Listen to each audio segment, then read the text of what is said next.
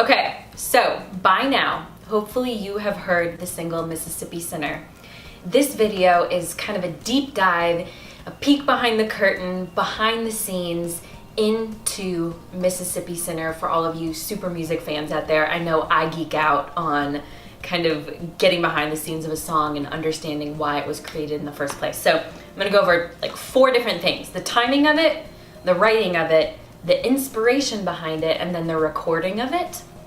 So first, the timing of it. This song was written almost 5 years ago. It was actually written before my first EP came out. In fact, I was recording the EP, driving back and forth between Santa Rosa, California, where I was living, in LA, where the EP was being recorded, when the inspiration for this song struck. It was a time in my life where I had recently discovered the Civil Wars. Their second album was out, and on this long 7-8 hour drive that I was doing by myself, I listened to the second Civil Wars album like the whole way. It just cut straight to my heart. The lyrics, the melodies, the subject matter, all of it. I just fell in love with their music and head over heels, just totally head over heels with their music. And I was feeling so inspired by that.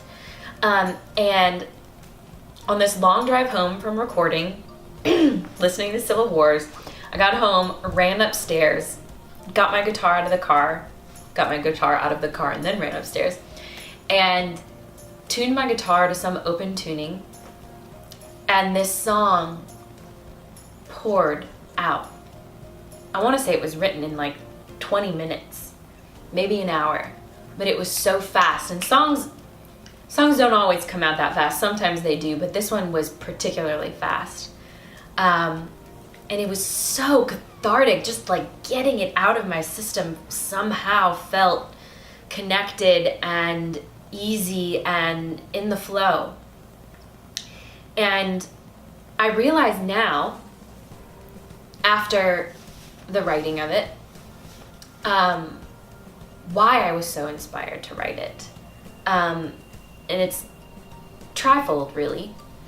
It was listening to the Civil Wars and just being so inspired by them. Cher's song, Gypsies, Tramps, and Thieves, which has a similar theme. I grew up listening to Cher and loved her early stuff and saw her in concert, by the way, and she was amazing. So good. She had like 10 costume changes and was totally fabulous.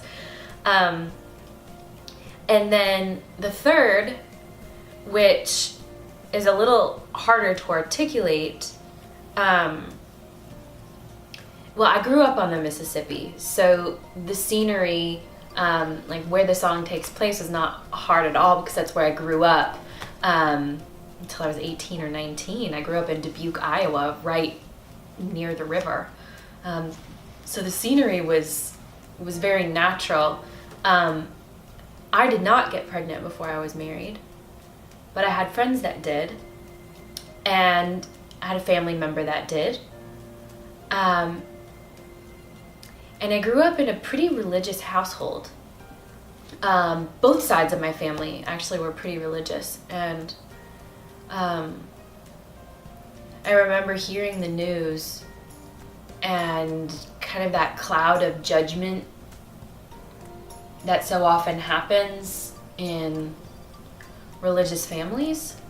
And I'm not here to slam anybody. I'm telling my experience, and I don't want to judge them for that either, because you do what you know. But the pain and the loneliness and the magnitude of the realization of like raising a child for a girl that's very young and doesn't have the support she needs, and then she's being judged for it. It was just it was more weight than I could handle, and it wasn't even happening to me. And so I think that experience of that vicarious personal experience, my dog decided to join me, was imprinted so deeply on my heart that the writing of this song was not only cathartic, it allowed me to empathize on a level that I don't know that I would have been able to empathize on before. And it's just a reminder to me too that we don't need to sit in judgment of other people. We need to sit in their pain with them and love them. There's no, when you look into somebody's eyes and you hear their story and you feel their pain with them, there's no room for judgment. There's no space there. And so this song was this like beautiful moment of me feeling that connection with these women who I hadn't experienced their experience, but I had felt inklings of what it felt like. So that was the inspiration in the subject matter, the Civil Wars, Cher, and then that vicarious personal experience. And I took the song after it was freshly written to my writing partner, Michael Capella, whom I just adore. And I kind of plopped it on his lap and was like, what do you think? And he thought that there was something special there. And at that point, he helped me edit it down. He added the amazing guitar lick that makes the song, which is dun, dun, dun, dun, dun, dun, dun, dun, dun, dun, dun. And we knew we had something special. We knew we had something really special. And I wanted to record it right away, but we had already decided on the songs that were going to be in the first EP. And at that point, I knew I was going to be moving to Georgia,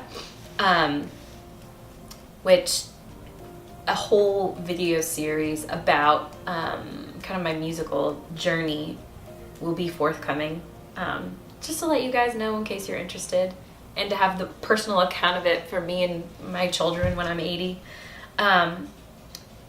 But I thought I'd record it in Georgia when I moved in 2014. And it's 2018, and it's just been finished. And so I told you about the timing, I told you about the writing of the song, which was super fast. I told you about the inspiration, and now I want to talk to you about the recording of the song, which was so natural and fluid. Michael did the guitar, John came in on the viola, Owen did the bass, Jonathan Beck did the drums and the tambourine part. It was so fluid, and I was the last one to come in to record the final vocal. And it was Easter Sunday, which I don't think is an accident. And the song just was birthed. It was like all of those feelings and years of holding it in came out in that moment, and it was really vulnerable. It was only Owen and I in the studio, but I remember having to stop a couple of times because I kept crying while I was singing it, just feeling the pain of so many women in my lifetime, but lifetimes before me. And so the experience of recording it was just so beautiful. I felt so connected. And that's why I create music. That's why I love to perform music. It's to connect with other people. And so the whole experience of creating the song was, it reminded me of why I love music so much. And the process of getting the song out has been a labor of love. It's been almost 5 years. I've recorded it multiple times and been on the verge of releasing it multiple times, and for one reason or another, it just completely disintegrated and fell apart. But I knew that this song had to get out. And I say all that to tell you that if you want to do something, even if it takes 5 years, and hopefully it won't take that long, but even if it takes longer, I want you to know that it's worth it. And that the snafus along the way, recording it multiple times, band members falling apart, and again, I'll go into more detail on this in another video, just getting it digitally distributed, the timeline was all screwed up and the digital distribution company messed it up. I've had a bunch of technical difficulties in the process of releasing this particular song too. It's just felt like there's some force against me that didn't want this song to get out. And for any of you out there that want to put something out, you know that feeling. There's always, when you're on the verge of something, there's always darkness before the dawn. And so I tell you all of this to say, if there's something that you want to do it. If you believe in it, if it is in your guts that it needs to get out, then it's your responsibility to make that happen. Don't let anything stand in your way. It may take 5 years, and hopefully it won't. But even if it does, it's still going to be worth it. Even if nobody listens to Mississippi Sinner, the fact that I got to create it and experience the joy that I felt in creating it was worth all of the headache. So whatever it is you want to do, you can do it. I believe in you. And thank you. Thank you for watching this video if you're still here. Thank you for participating in this content. And thank you for being you. Your time and attention are not lost on me, and I'm so grateful. Thank you. Light and love and peace.